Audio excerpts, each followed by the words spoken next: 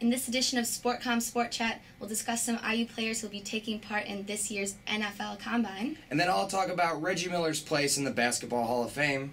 Later, some talk on this year's NBA All-Star Game. Coming up next. All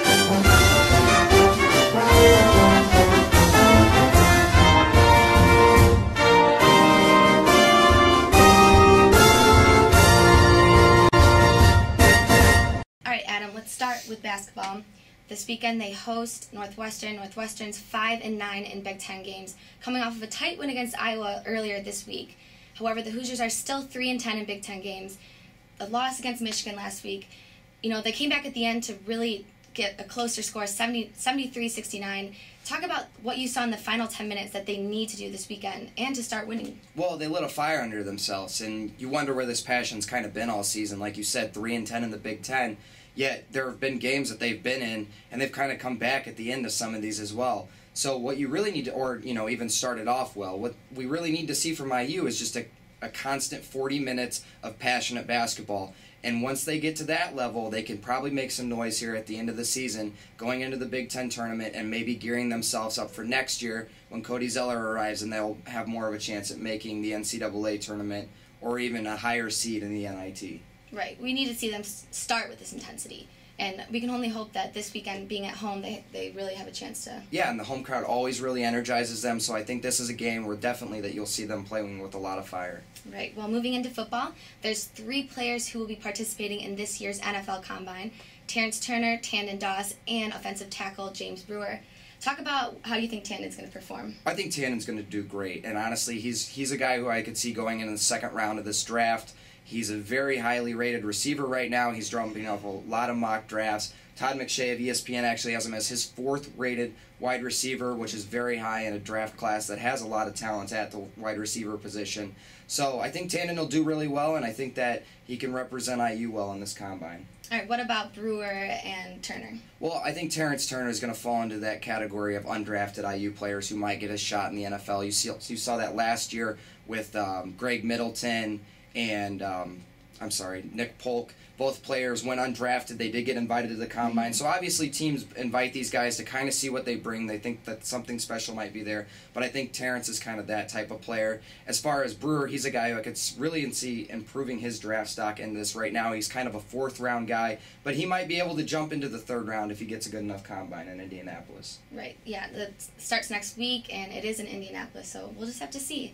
Another IU sport that we can finally talk about is baseball, and we have to mention that junior Alex Dickerson was recently announced part of USA Baseball's 2011 Golden Spike Award watch list, one of 50 players in the nation to be given this award, or I guess to be watched for this award. Talk about being included on this list and what it will do for the season. Oh, it's huge for IU baseball, just from a standpoint of you're getting players who become more nationally recognized. A few years ago, you had Fagley and Arnett, who are both guys who played well in the tournament, ended up getting drafted. So now you have a guy like Dickerson who's improved his play each season at IU. He's really getting national recognition. That can only really bode well for this program that's kind of building itself up to be one of the powerhouse teams in the Big Ten. Right. I'm very excited to see what this season holds for us. When we get back, we'll discuss some Pacers and Bulls. Welcome back. Well, Adam, it was recently announced that Pacers legend Reggie Miller was not included on this year's Hall of Fame finalist list. What's your reaction to this news? Oh, it's absolutely horrible. You look at the list, and you see 2 of Reggie's former teammates, Chris Mullin and Mark Jackson, both made the finalists, yet Miller did. I don't think either one of these guys can honestly believe in the back of their mind that they should be in the Hall of Fame before Reggie. With Chris Mullin, yeah, he was an accomplished college player, gold medalist, but he never really made a lot of impact in the NBA. Mark Jackson's a guy who was a great point guard in the league, but I don't know if he's necessarily even a Hall of Fame caliber player. Then you have a guy like Reggie Miller, 5-time All-Star, was the leader in three-pointers all time, never had his ring, but, he's a great player. Not a lot of players in that era had rings because of the Jordan era. Mm-hmm. So let's talk a little bit more about, that Jordan era. It's kind of starting to fade a little bit away in Chicago with the emergence of Derrick Rose. Right, Rose being the first starter for the NBA All-Star Game since Jordan, and he's really bringing back the Bulls to that elite status. Also, you think of the Bulls a year ago, you'd still think Michael Jordan. Now it's turned around, and everyone's talking about Derrick Rose. Yeah, he's an MVP candidate right now. He had a 40-point game going into the All-Star break last night. He's really creating his own legacy in the Chicago area, and he's actually a local kid, too, which is great for the city. Yeah, it's great for the franchise. But when we get back, we'll be discussing more NBA All-Star Game. Welcome back into SportCom Sport Chat. I'm Zach Eisenberg, joined here by Adam Shear to talk about this year's NBA All-Star Weekend. First up on the schedule is the Celebrity All-Star Game. Now, 2 notable players are making their debut this year. Most notably is Justin Bieber.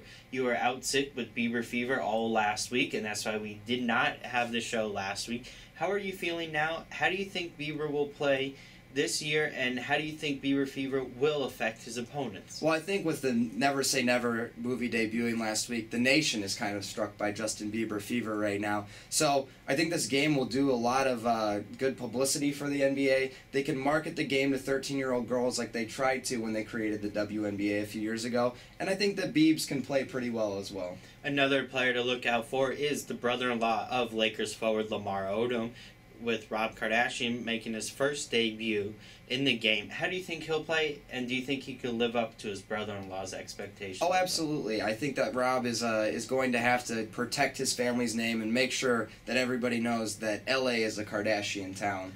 And L.A. is a Kardashian town, but it's slowly becoming the Blake Griffin town. Blake Griffin is participating in the slam dunk competition.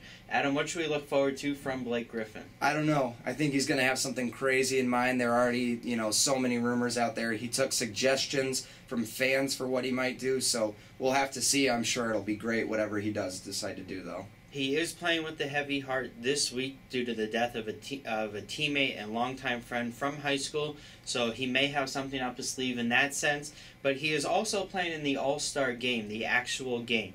What should we look forward to from him and some other notable players in the All-Star Game? Well, I think when you look at the All-Star Game, the athletes tend to really shine in this. Guys like Dwight Howard, guys like Blake Griffin, and LeBron James. So you always want to see kind of what they could bring to the floor. There's always some great dunks in this game, too, from just a game dunk standpoint. And that's kind of something that always really excites the fans.